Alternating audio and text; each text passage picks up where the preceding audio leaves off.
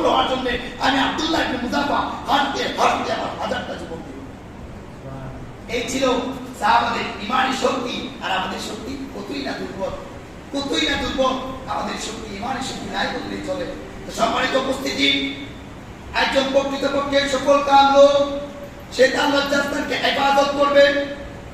একজন মুমিন তার লজ্জাস্থানকে হেফাজত করবে, পর্দার সহিত চলাফেরা করবে, পর্দা মেনটেন করবে।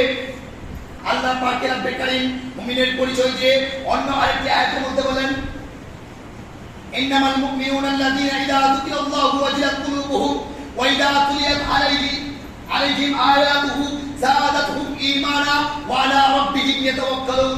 আল্লাহ পাকের রব্বুল কারীম এই আয়াতের মধ্যে বলছেন, ইন্নামাল মুমিনুনা আল্লাযীনা ইযা যুকিরাল্লাহু ওয়াজিলাত কুলুবুহুম। মুমিন তো তারাই, প্রকৃতপক্ষে মুমিন তো তারাই, প্রকৃতপক্ষে সফলকাম তো তারাই যাদের সামনে আল্লাহর আলোচনা করা হয়, আল্লাহকে স্মরণ করা হয়।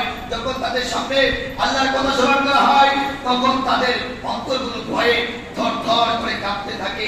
যখন আল্লাহর কথা স্মরণ করা হয় তো একজন মুমিনের অন্তর থরথর করে কাঁপতে থাকে।